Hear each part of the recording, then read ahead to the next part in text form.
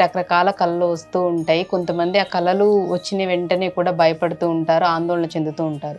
వాటిల్లో ప్రధానంగా పాములు కల్లోకొస్తే వెంటనే భయపడిపోవడం, ఏదన్నా జరుగుతుందనో లేకపోతే జరిగిపోయిద్దేమో అన్న దీంతో ఆందోళన చెందుతూ ఉంటారు. పాము కల్లోకొస్తే మంచిదంటారా? లేకపోతే అదేమన్నా అశుభం అంటారా? పాము కలలో కనిపించడం అన్నది సహజంగా అందరికీ ఎక్కువగా సర్పం అంటేనే భయం. ఈ సర్పతత్వాన్ని గురించి అనేక మంది అనేక రకాలుగా ఊహాగానాలు ఉన్నాయి. చిత్రాల్లో కూడా అటువంటి కనిపించినా కూడా భయపడే వాళ్ళు ఉన్నారు. గణపతి బొజ్జకి నాగబంధం ఉంది, అది లేకుండా ఉంటే బాగుందని అడిగేవాళ్ళు కొందరు ఉంటారు.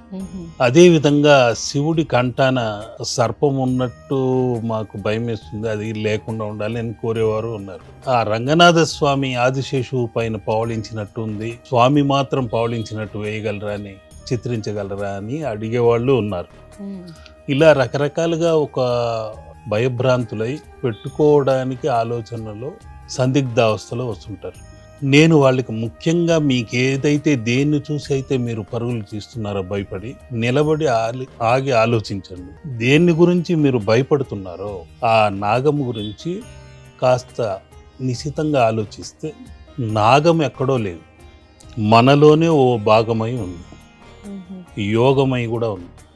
యోగ శాస్త్ర ప్రకారం కుండలిని అనే ఒక నాగతత్వం ప్రతి మనిషిలో మూలాధారంలో 3.5 చుట్టలు చుట్టుకొని పడుకొని ఉంటుంది. తోకని తలతో పట్టుకొని పెనవేసుకొని నిద్రిస్తూ ఉంటుంది యోగ నిద్రలో. శివం అనే ప్రాణవాయువుతో దానిని సంగమం చేయటమే అనాహత చక్రంలో ముఖ్యమైన కార్యక్రమం. అదేవిధంగా ఆదిశేషు పట్టుపానుపై ఆ రంగనాథుడికి ఉన్నాడు విష్ణువు.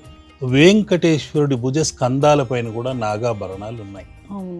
ఈ నాగాభరణాలు, వినాయకుడికి బొజ్జ చుట్టూ నాగాభరణం, ఈ విధంగా నరసింహస్వామికి ప్రభావళిలాగా ఆదిశేషు ఉండటం, ఇవన్నీ ఒక పెద్దలు పూర్వం శిల్పశాస్త్ర ప్రకారం, ఆగమ శాస్త్ర ప్రకారం ఆలోచించి ఇంట్లోనికి చెడు నాగతత్వం రాకుండా మనలో ఉండే నాగ చైతన్యం, కుండలిని శక్తి పెంపొందించడానికి ఇటువంటి చిత్రాలను పెట్టారు, శిల్పాలని మలిచారు, కొలిచారు.